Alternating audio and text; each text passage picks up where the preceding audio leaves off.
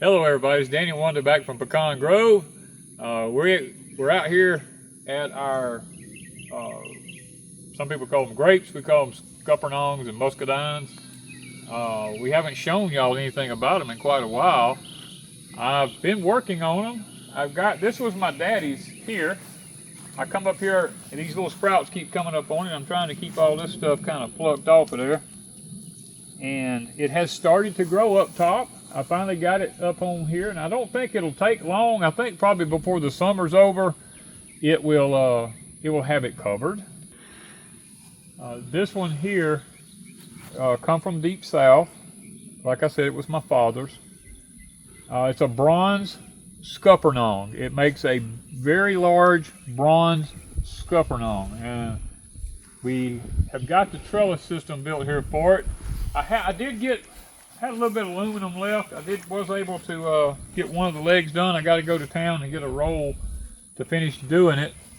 But I'm kind of excited because I think by the time summer's over with, it'll be covered up pretty much. If it grows all right, I got to put some fertilizer around it and see if I can't get it to, kick on off just a little bit more. Now over here, this one here has just blown my mind here. This one, if you go back and look at our previous videos, this was the one that was growed up here and had the big old T in it. It just looked like a giant mushroom sitting up here. Me and Chris came in here and built this arbor system, and I've done some heavy pruning to get this thing like this, and finally got the vines stuck through and got some of them laid up there. But guys, it has taken off. Now, I'm talking about it has taken off like crazy. Now, this being the first year since we cut it back so heavy, we're not going to get a lot of Scuppernongs off of it. There are some on it. Here, let's see, right here. We got a few little tags, like there's some right there. You'll see a few, right, there's some right there and there, some up in there. You look around, they're here. It's just that they're kind of hard to see. Everything's just green right now. And I see a bunch hanging down yonder, on that end down yonder. Now this one here, I was able to get the aluminum put on it.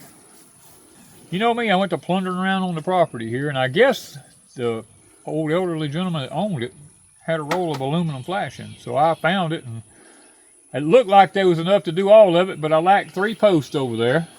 I'm trying to fix it so this year the critters can't crawl up this. Now they are able, I'm going to have to do something right here.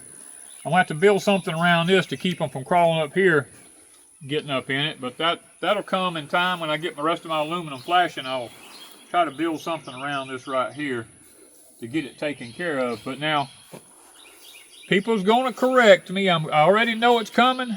You do this as long as I've done it, you just can anticipate what's going to be said. People's going to go, those big old purple ones are not Scuppernongs. Those are Muscadines. Now, all Scuppernongs are Muscadines, but not all Muscadines are Scuppernongs.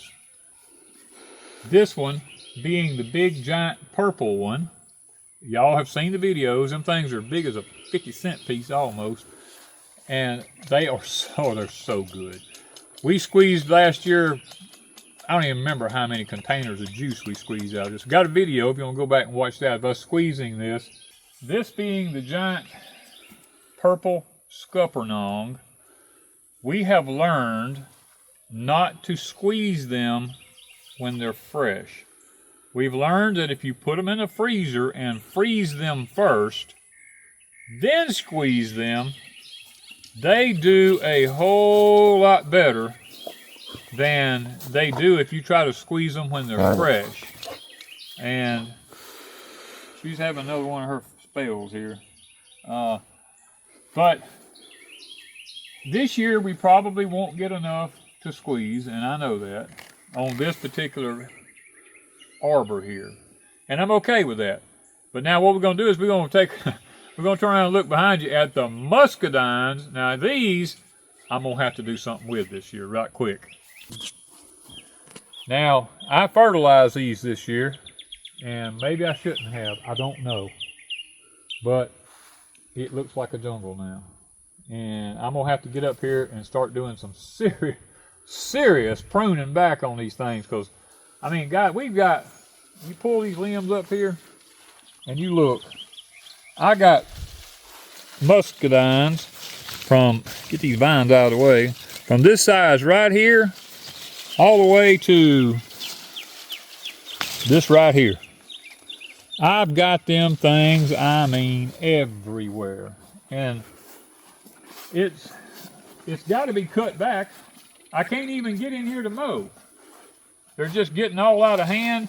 And the fertilize, what it's done is I've ended up with more vines than I am muscadines. Now you come right here, if I come here and pull these up, you can see them up in here. They're there, here, everywhere you look up in here. Last year, this thing was loaded so heavy. I see them all in there. I mean, you look, I know the camera may not pick them up, but my eyes see them. You can just come, you can pull these things back and you can just look up in here. You can see them, they're in here everywhere. I mean, they are literally everywhere in here. And they're still blooming. That's the thing about it. They're just still blooming. Now I'm gonna take you on the back side of the second one here. They are just, I mean, guys, there's so many muscadines in here, it just ain't even funny. I mean, I imagine this year, this thing, well, once I cut some of this weight off of it, then when the muscadines get on it, it's going to go to the ground. I'm going to have to end up coming to the ends, pulling these posts back, seeing if I can't tighten this thing up. But everybody's going to ask me about pruning and stuff like that. I'm going to show you that. Oh, I see we've already had a possum here. We got a possum done been down here. But I want you to look at the muscadines there. Now this is not a muscadine. Well, it is a muscadine, but it's called a razzmatazz. It makes a little bitty tiny cluster like grapes. It has not ever been anything like what they portrayed it to be. Mainly because of that right there. Look at that. I don't care what we do here, I have failed to get rid of them stupid fire ants here. They love coming right here. Okay, let's talk just a minute about what I'm gonna do here. Let me see if I can get my knife out, because I usually use clippers, but I'll use my knife right now to show you. Get that out of the way. When I find a cluster like this right here, I'll go 1, 2, 3, 4, 5, like right here. I'll cut that off. And like, see, one like this one is perfectly okay right now, because it don't have a lot of them there. And I'll come here like this and I'll cut that right there off out of the way. And what that does is it leaves enough leaves out here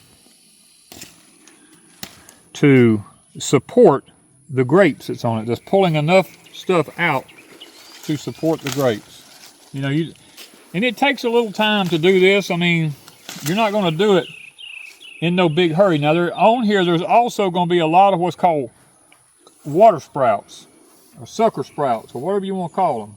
Let me see if I can find one here for you. There should be one right here. This one serves absolutely. I'm trying to do it not knock none of my muscadines off. You see this one? There's absolutely nothing on it. There was a couple trying, but you see it's dead. They died right there. This one come off of the main run here. You have your spurs. I have my spurs already pre-chosen off of the main one here. And I don't really add anything new to it. If a new sprout comes on, I usually just take it off and throw it out to the side. You know, like when you come up in here, I usually pick them up from underneath because you can see better from underneath. You see how all these have muscadines on them, and you can count up like 1, 2, 3, 4. You're up here about 5. Right here, I'll just take that whole cluster and I'll cut it off right there. And when I look at it, get them pulled apart right here. I've got roughly 5 leaves on all of them. 5 leaves on this one. and that will be perfectly fine. Same thing here. I got a little tag right there, and I'm gonna look right here because this one looks like it's got some on it. That one's got a few. Now here is another water sprout right here. Nope, that one's got some on it. Okay, so we're gonna go about 5 leaves above that one, 5 leaves above this one, and 5 leaves above that one. That right there will support them. Now this may not be, now let me tell you something. This may not be according to some fine university out there that has done all this stuff. I'm just telling you what I've done for the last 30 years of my life, and it's always worked. Now I look right here. I left this spur sticking off right here to make muscadines. Well, right here, I've got one that I don't need. I'm gonna cut that one off. And what I'll do is so forth and so on. I'll go all the way down through here. Now where you're gonna find most of your water sprouts is when you come down here. This is where the main trunk comes up out of the ground. You see this one here? This is useless. You got another one growing right beside it. That one, completely useless. All this stuff is just water sprouts, and them things are all up through there like that, and they do absolutely nothing but pull your plant down. And then when you look right here, now these the other day I had already done. Got a few muscadines right there. I'd already cut them off at 5 leaves. I just come down through here looking, and I get these things out of the way like that right there. And I'll continue to do this throughout the whole plant. And there's more water sprouts over here. One growing off the main right there. You see though, there are no muscadines on any of these. These just, all they do is just sucker the plant. So keep your eye on that. That makes it so much simpler to work with. And let's see, I see several water sprouts up in there, but well, I'll take care of that whenever I get ready to do it. Thought maybe I'd just give y'all a little bit of a quick tutorial on what I do. Now, I'm not saying this is what some university out there that comes out here and grows these for a production does. I'm not growing for production. I'm growing for survival. I want to be able to survive, you know. And this has worked out really well for me doing this. Y'all have watched me over the years harvest my stuff. The vines load up that way.